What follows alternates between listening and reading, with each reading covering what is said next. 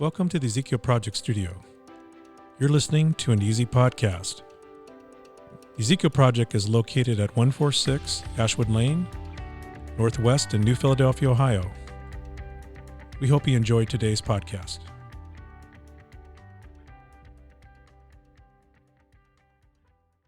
One of the things that we've been wanting to do as part of our podcast series is to focus on issues that we're confronting in our county. And one of the things that is happening very clearly with COVID and all of the what I'll call distancing, both socially and I think also in our own existence, is that we're seeing a big change in the mental health condition of our country and our state and our county, but it wasn't going in the right direction to begin with. So to see this happen on top of everything else, we're just very, very concerned, and we want to be able to have these meaningful conversations to put these difficult topics on the table, mainly because we need to talk about them. We need to make sure that people that are listening in can maybe check on a friend, check on themselves to seek help,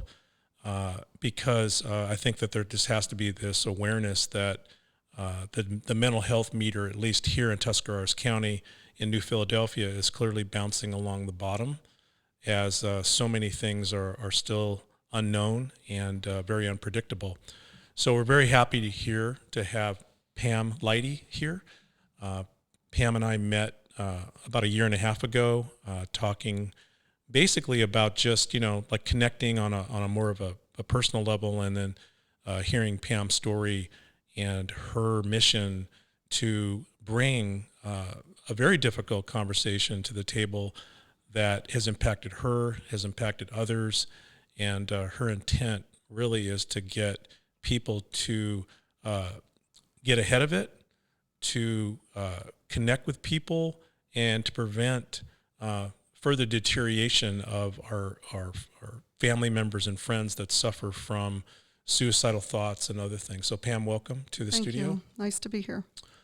So Pam, let's talk a little bit about you, and you've been a resident of this county for how long? Oh my entire life. So I grew up in Newcomerstown, got married, moved to Sugar Creek. I did get divorced. I moved to Dover, got remarried here in the last 10 years, and now live in New Philadelphia. And I have 3 children. My youngest son is deceased from suicide. And I just feel like I really need to do something to prevent others. I need to let them know that there's help there and there's hope. So it's kind of a mission of mine now. I just feel a need to do that. And you're really not alone in this mission, right? I mean, you've mentioned, and I know that there's been suicide walks. There's been a lot of, I'll call it, I think it's more event focused, and I think where you're coming from is you want it to be more education focused, is to learn and understand that, hey, there are things that clearly you did not see. Right. And there's others that they're not talking about it. So if you don't see it and the other individuals are talking about it, it's almost like the perfect storm, right? Yeah. And I think, I did join Survivor of Suicide Loss Group with the need to, I felt that I had to prevent this from happening, so I wanted to learn more. Did take a class on QPR, which is question, persuade, and refer. Realizing that by asking the question, if you feel that someone is very suicidal, does not put that idea in their head. I think it opens up I think they would be more free to open up and talk about it. And that's what the facts are, I think that they found this. So I just feel like we need to talk more to people. We need to question them more. If we see them struggling, we need to refer them to a crisis center. We need to take them to get help. And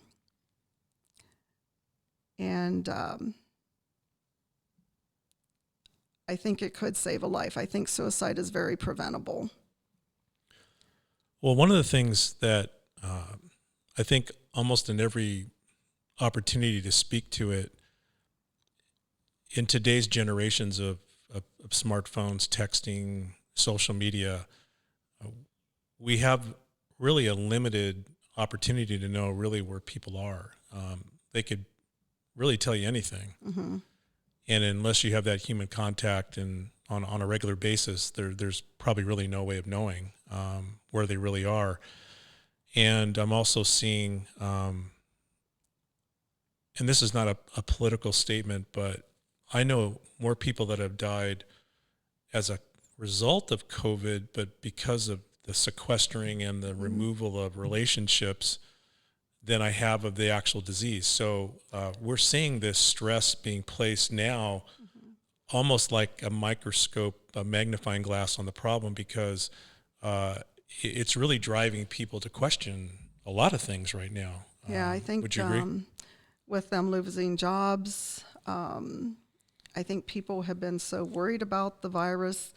I think people can't cope with it. I think people have been struggling and isolating themselves especially, and I don't feel that that's a good thing. You know, I think people need to be around people, and so I think there has been an increase because of that. And the people that have lost their jobs, you know, and worried about money and so forth. So your youngest son is Nick. Mm-hmm. And, Nick is kind of maybe an example of someone who from the outside looked like they had it together, easygoing. Everybody loved to be around him. So what can you tell us about just Nick, just kind of the person he was, and certainly leading up to when he actually did take his life? Well, Nick was always seemed happy. He had such a gift for music. He always was the life of the party. He was always laughing. But he loved people. He loved to be around people. He just had such a tender heart, and I think he got his feelings hurt a lot. I would see him get sad at times. It didn't last. He would bounce back, but he had a great job, and he was making a lot of money. And when I look back, the money didn't matter at all that money. And I think he just wanted to be happy. He had a daughter. She was 5 years old when he had passed away. And just seeing what she had gone through and what we had gone through, just watching her and just seeing that sadness on her face, it was terrible. And I don't think if Nick would have known what it would have done to all of us, I know he would have never wanted to hurt us.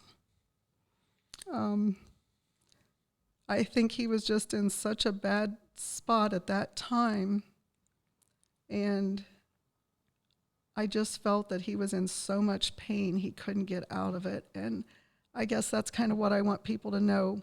There's hope out there, and these moments are temporary a lot. But there's treatment out there. People don't want to talk about this. I think they just want to realize, they just don't want to talk about it because I think they feel that they're diseased or something. They don't want anyone to know they're struggling. I don't think Nick wanted us to know how bad he was hurting there that last week before he passed away.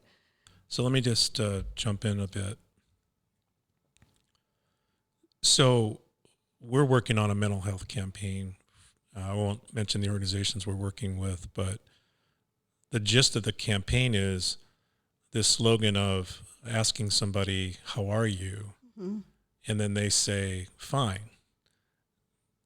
And then what you want to ask is, "No, how are you doing really?" Mm-hmm. Because there may be some obvious signs of depression, anxiety, change in personality. I mean, you name it. When you get to know Mm-hmm. somebody, as well as a son, a daughter, husband or wife, I mean, the signs can be very obvious. Yeah.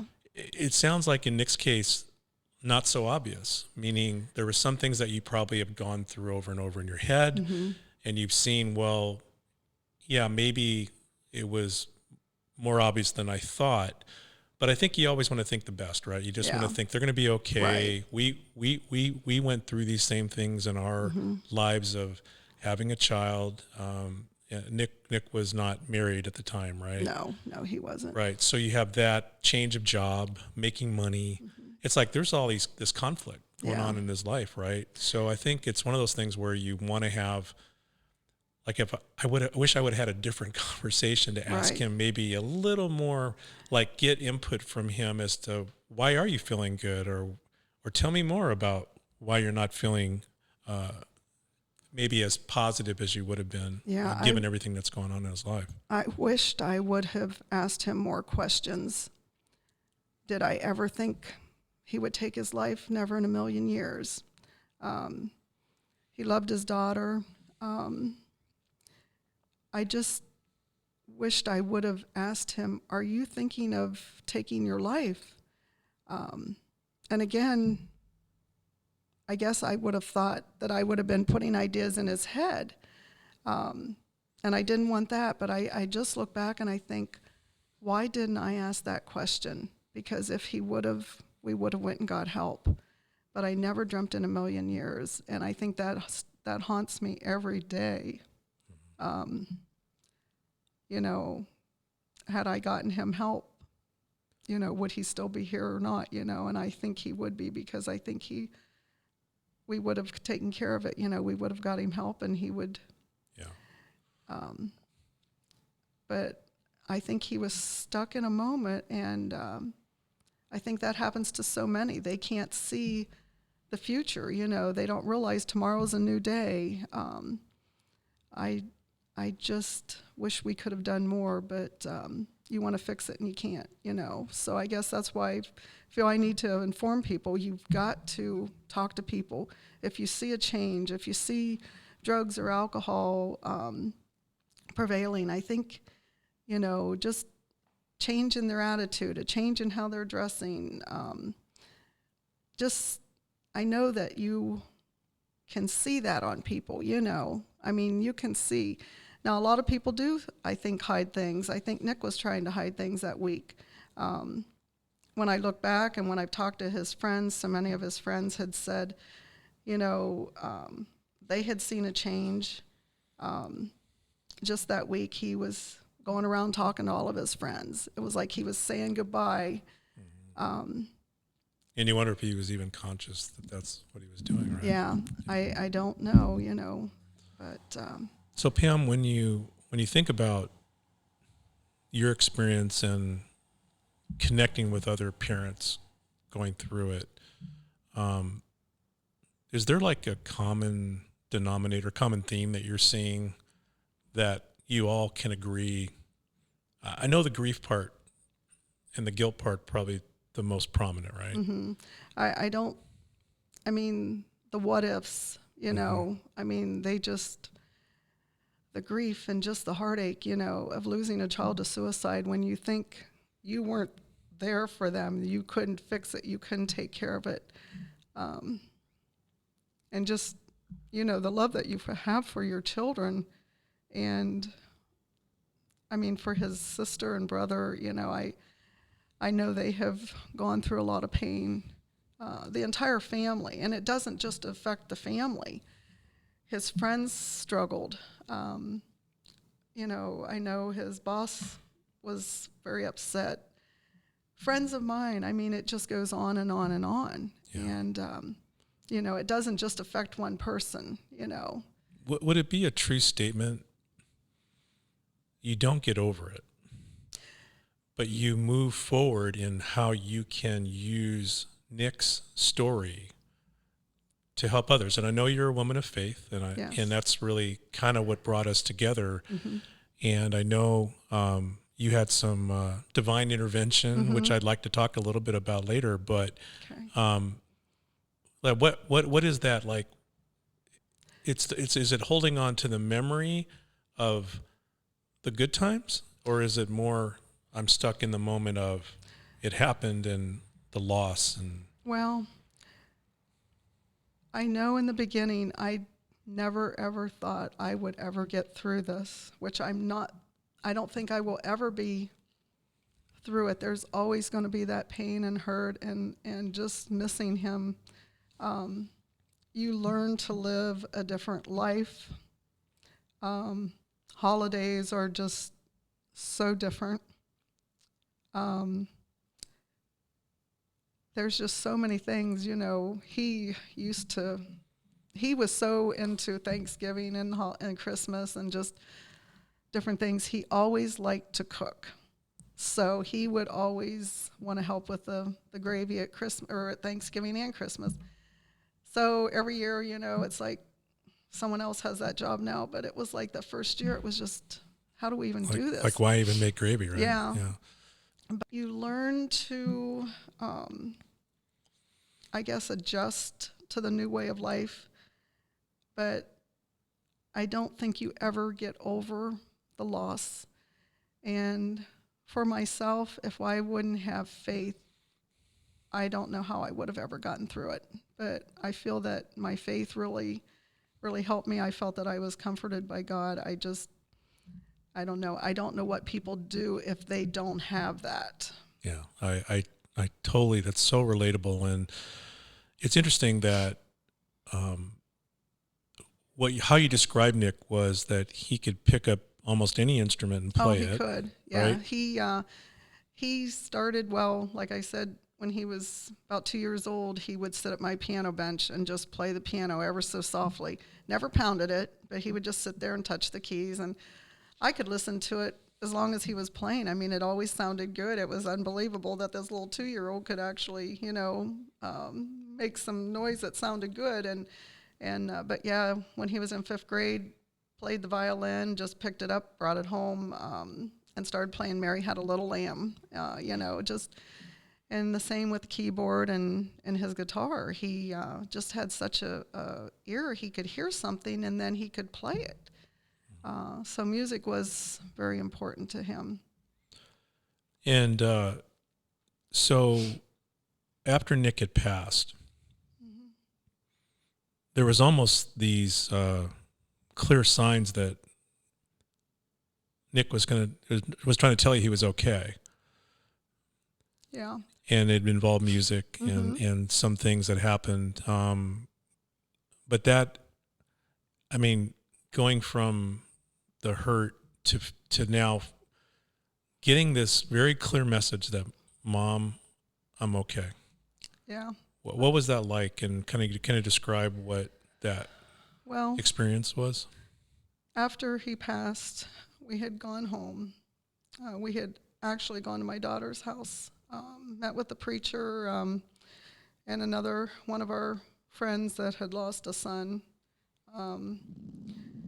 We had gone there, and I mean, it was just a terrible, difficult time. I didn't even know what I was doing or anything, but I do know I went home. I laid on the couch and I just started praying. I just prayed and prayed just to please, dear God, just let me know that Nick's okay. Please give me a sign that he was okay. And all of a sudden I started hearing music. And the music I can't even describe. It was so soft. It was almost like harps, but I still, to this day, I don't know what it was, but I actually got up off the couch. I looked outside because I kept thinking this music's coming from outside, and it was in the middle of February. The wind was blowing. I even checked to see if my wind chimes were blowing, which they weren't. They weren't up. But I just went back and laid down, and I just listened to this music for probably about 25 minutes. And then all of a sudden, it seemed to just get softer and softer, but at the end of that was a trumpet sound. And I just laid there, and it disappeared. I had no idea where it came from. But a little later, about 7:30 in the morning, my daughter had called me and told me the same story. And So she experienced the same thing at the same in time. a different house. Wow. Yeah. She actually thought her husband had his iPhone on, which he didn't. But she had kind of indicated too it was coming from outdoors. Mm-hmm. She was praying also for the same thing. Yeah, I think that's just. You told me that story before, but I don't remember exactly what you're describing. Mm-hmm. But it's just amazing that, again, using Nick's gift of music to connect with you in a way that you knew it was from him. And so what was the emotion like after hearing it? Was there a peace about it? Or there was comfort. Mm-hmm. And I took that as such a positive thing that he's okay now. The hurt, is, I guess the loss is something that'll never go away. Yeah. But there is a comfort, and I think it has intensified my faith. I just felt that that was a gift.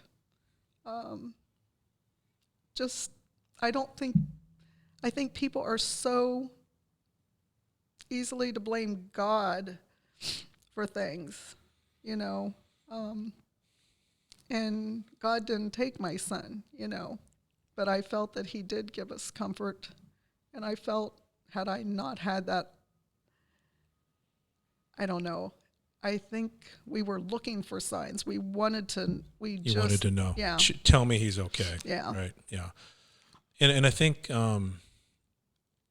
almost since our first conversation, I knew you had a lot to say about the emotions that you were feeling, the loss. Mm-hmm. Clearly, you were trying to move in a direction of, I want to do something in Nick's memory. Mm-hmm. And I don't want to be stuck in this place of only thinking of the past, whether Right. it be the moment that you heard or got the news, to the time leading up to him, or he's not going to make the grave anymore. You wanted to do something positive with that, and it took you a while to kind of work through, and you started to connect with support groups. And but what I'm feeling now is that you want to move into action now. So we're coming up against Mental Health Awareness Month, Suicide Awareness Month. There's a lot going on. Yeah. And conveniently now, when we're kind of like in this period of unknown. And so what's your impressions of where we're at in the community to help people, both on the getting help side to also the grieving side? I mean, where do you see it? Let's start with the getting help side. Is the information readily available? Do you feel like it's not because it's not there, it's because people aren't looking for it? Yeah, I don't think people really, not that they don't pay attention to it, but again, I don't think people realize that this can happen. I just think people need to be more aware of other people's feelings. I think people need to get more educated on, just like this QPR training, the question, persuade, and refer. I think people need to just help other people, for one thing. I think, and again, I think people that are struggling, they shouldn't be afraid to ask for help. seek out a counselor, your pastors, ministers. Just talk to a good friend.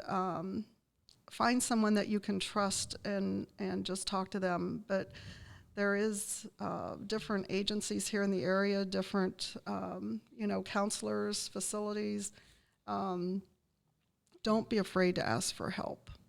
And again, with families, I just want them to know that it could happen to them. Yeah. And I just don't want to see anybody suffer the way our family has. And their children, it's just, if someone's lost someone that has children, these poor little kids going through that pain also, and, but, well, one thing I can say right now is one of the missions we have in bringing these kind of heartfelt stories, and these are real people. These are people that can talk about that experience, and we're not even really diving into it, which really isn't, I think, what we're going to do today. I think that there's even a bigger story that Pam will be telling in a future podcast, because that's what we talked about, is we want this to kind of be a continuum of how we can help this county, how we can help families, how we can help whether hopefully on the prevention side and not so much on the grieving side, but we just know that people are not really connecting with people right now. And we also know how we, right now, if you're listening, maybe already thinking of somebody that's coming to mind. Mm-hmm. Reach out to them. Reach out to them. Pick up the phone. I'm not talking about texting. Yeah. It's really about connecting with people. And I think one of the things that I've said, and I've not even just convinced myself, because I think it's just really something that I feel people can connect with, is this country's been suffering from COVID for a long time, meaning there's been distancing going on with relationships and families, and it's jobs, it's school, it's all these life's pressures. And we're not as close as we were 10 years ago. And even 10 years ago, people were saying, wow, we're not as close as we were 10 years before that. So it's been a continuum of being very busy. And I think one of the things I can appreciate about the faith-based community is they're starting to realize that one of the things they can do is be very proactive in connecting with people and bringing this message of hope about, you were created with a purpose. This may be how you feel right this second. Are you in prayer? Are you seeking that higher power to walk you through some of these things? And so I don't know if you can expand upon that a little bit. Well, I think people need to have more faith, and I think people need to realize that. I think they need to know that there is a God, and I think people feel that they're so alone, but, He's always with us, and I just feel that there's not enough of that. I just feel that people need to go to church. I think they need to pray more. But I just hope that, we can save lives. That's, I just hope that that someone will hear this and realize that maybe they do know someone. Maybe they'll reach out to them. Maybe they'll save them, But it's just something, once it happens, it's done. You can't fix it, So let's talk a little bit about what are some of the things you're involved in right now? Well, I have been in the Survivor of Suicide Loss group. We have done QPR training. We've gone to different places. I've done some on my own. I think some of the other girls have done some on their own. And who would go to this training? Like what would be the profile? Is it somebody that's already experienced it, or is it more of? It can be anybody. It can be anybody, right? It can be anybody. Okay. Just anyone that's interested, maybe it's a ladies group or a men's group or church groups, just any group, your business. I just feel like they need to know the signs. They need to be educated. We also had gone into Tuskegee Valley School. They had started what they called a Hope Squad. So we had gone in there and done a QPR training for a group of kids that are on that Hope Squad. But yeah, I think any group of people, just anybody would be at benefit for this, And I'm kind of a data guy. I mean, in other words, I don't like collecting it. I like looking at what people are saying is happening. But it seemed like males over an age of X are just more prone I think than males others. And is there any kind of science to that you can speak to? Or Well, I think, they are the head of the house. I think sometimes if, maybe they've lost their job,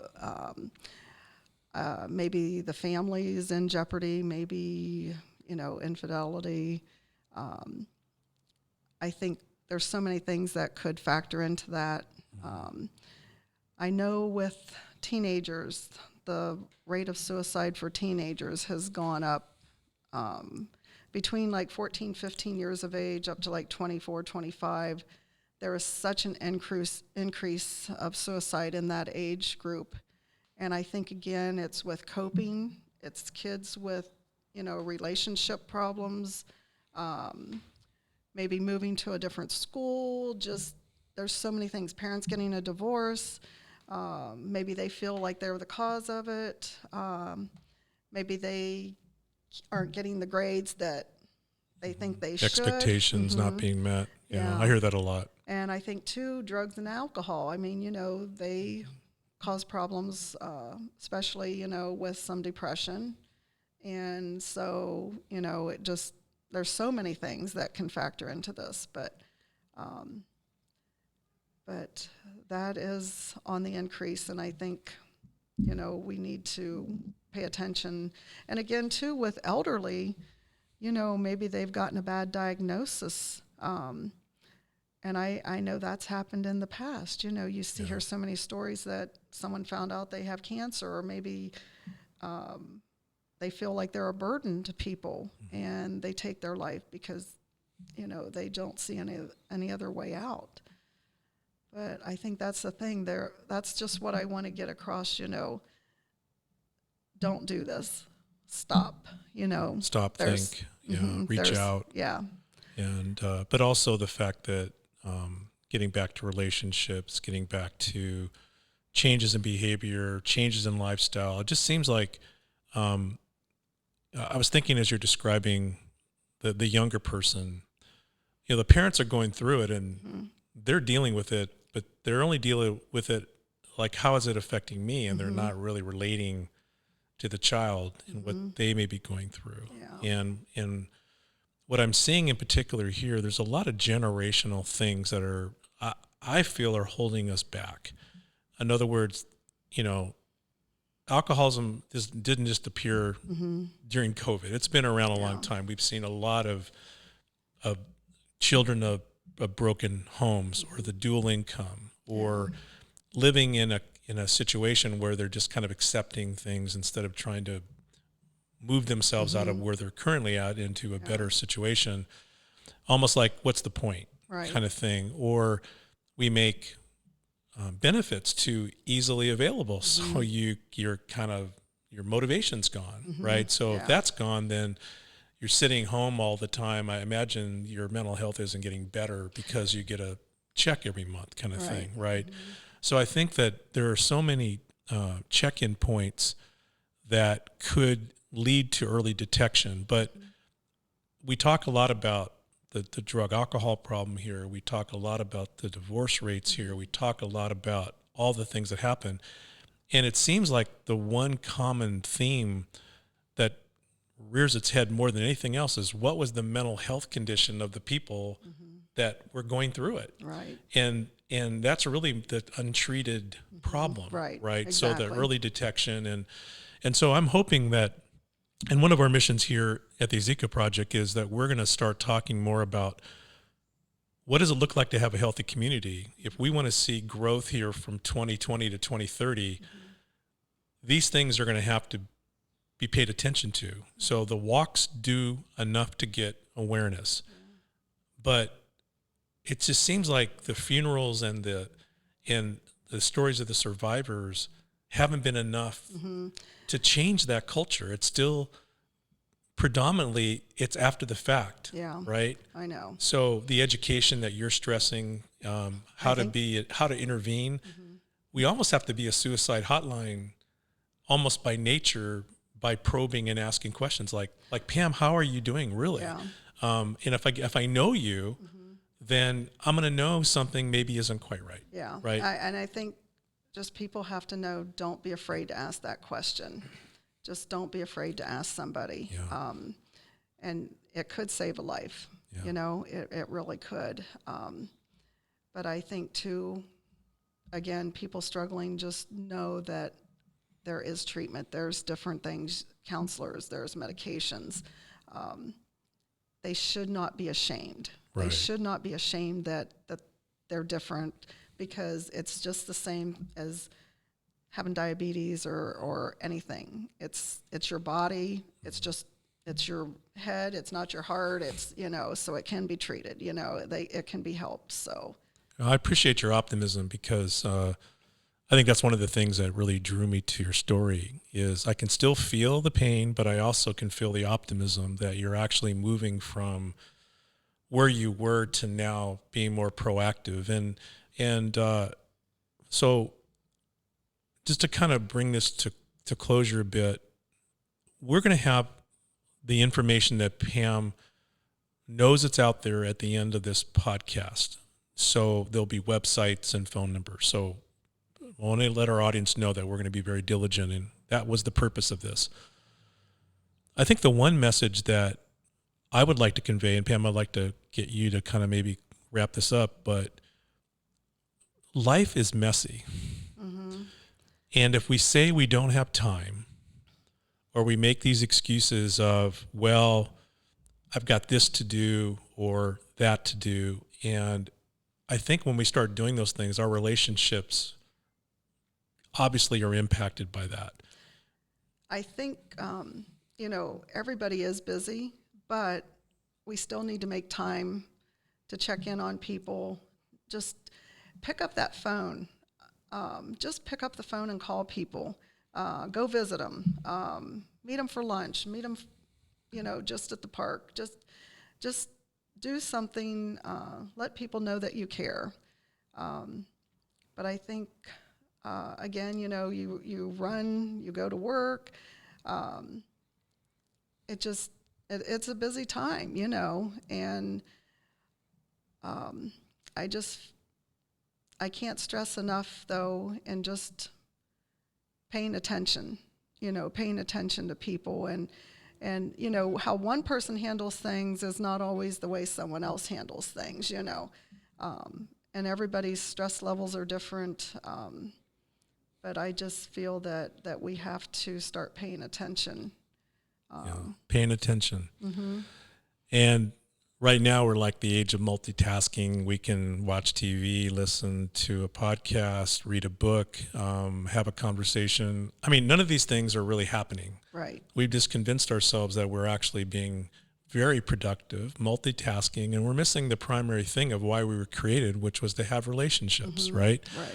And so I think how I'd like to close this is, and I've had this conversation with a very dear person in my life, is I asked, when's the last time you talked to so-and-so? And they said, oh, I just texted them. I go, let me just ask you the question again. When's the last time you talked to so-and-so?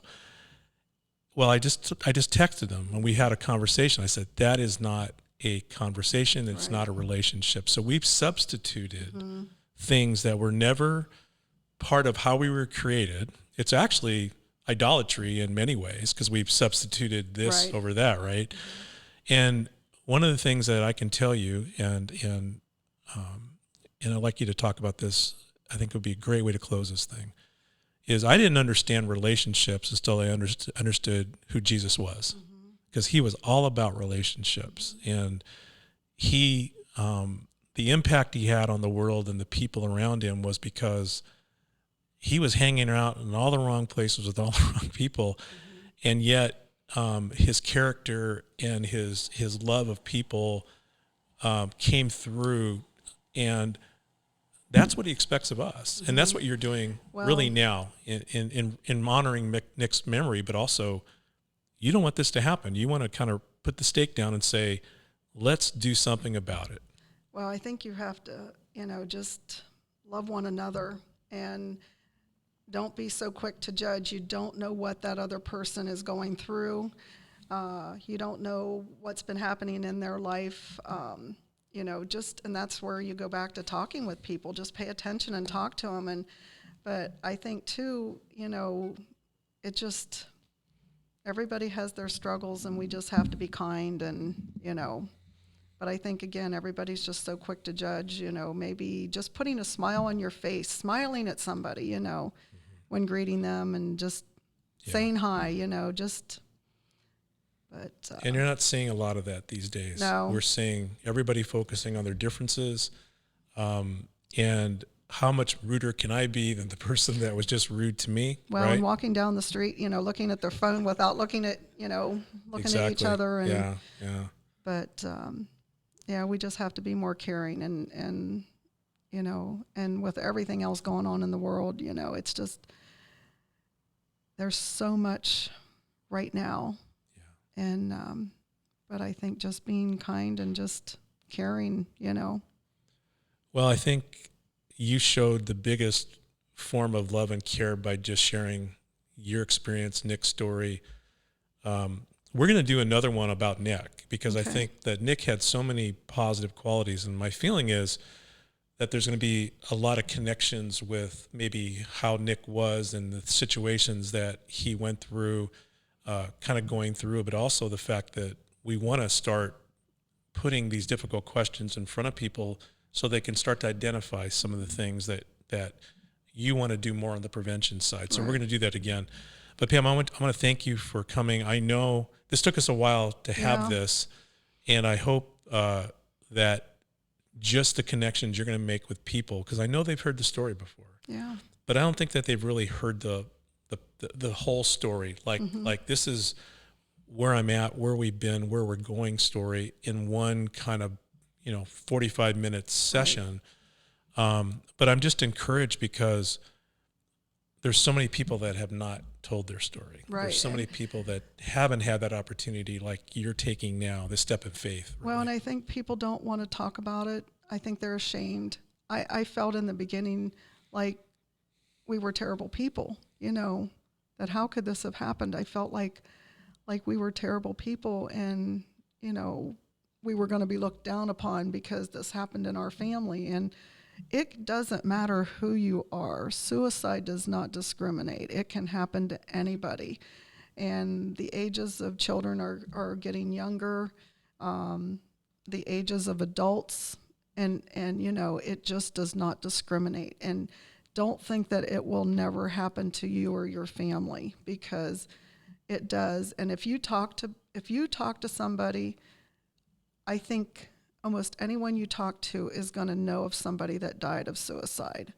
But again, a lot of times it was just shoved under the rug. But people need to talk about it. They need to let their story be out there. They need to let people know, that they're not alone. And but don't be ashamed. I mean, I just want it to help somebody else. So. Pam, I couldn't have closed this with a better ending statement than that. Thank you for your time. Thank you. And be kind to somebody today. Yeah. Think about their situation instead of your own. And I think the world can be a better place if we just put ourselves in the other person's position. Exactly. So thank you. Thank you. And we'll bring this podcast to a close. All right. Thanks.